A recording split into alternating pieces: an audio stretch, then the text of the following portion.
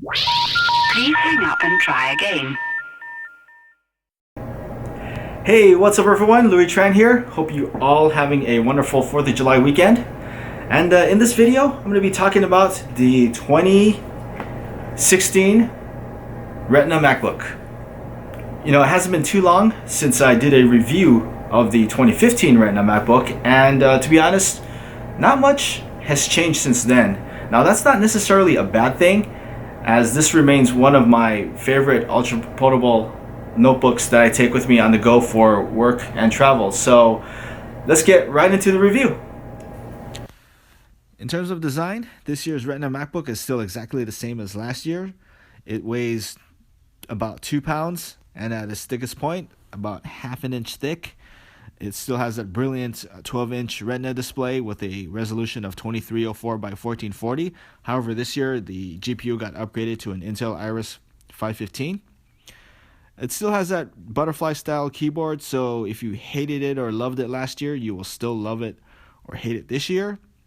Still has that best in the class Force Touch trackpad, so far I don't think anything's compared to it yet. And of course, it's still got that single USB 3.0 port. Sorry, there's no Thunderbolt 3.0 yet. Under the hood is where you're going to see the differences for this year's Retina MacBook. The CPU has been upgraded to the Skylake M series, ranging from 1.1 GHz to 1.3. You also get an extra hour of battery life, and the hard drive is a little bit faster. Now, these are all minor upgrades, however, they're very welcome. If you remember from my speaker comparison with the Razer Blade Stealth, the MacBook has one of the best speakers available on any laptop, period. I'll include a link to the speaker comparison in case you guys missed it.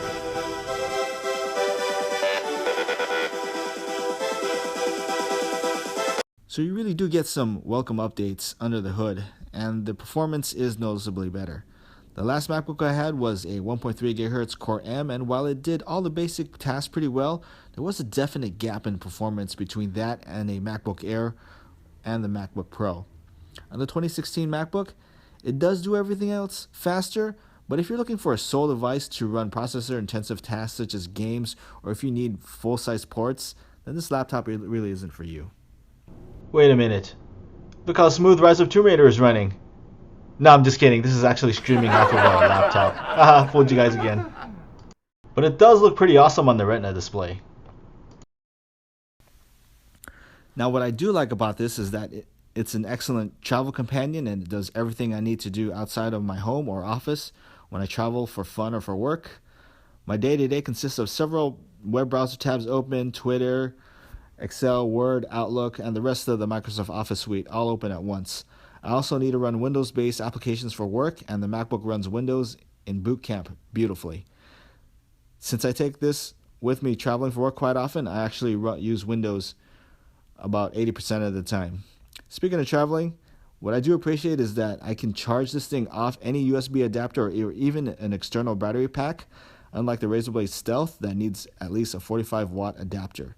The versatility of the Retina MacBook in terms of performance, being flexible in running Mac or Windows, and having an excellent battery life is pretty amazing.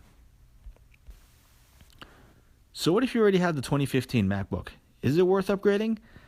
I would say if you had the 1.2 or the 1.3 2015 MacBook, that little speed bump is most likely not worth it for you.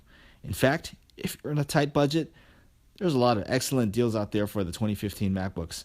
I actually picked up that 1.3 gigahertz MacBook not too long ago for less than $1,000, and I'm sure you can find even better deals now.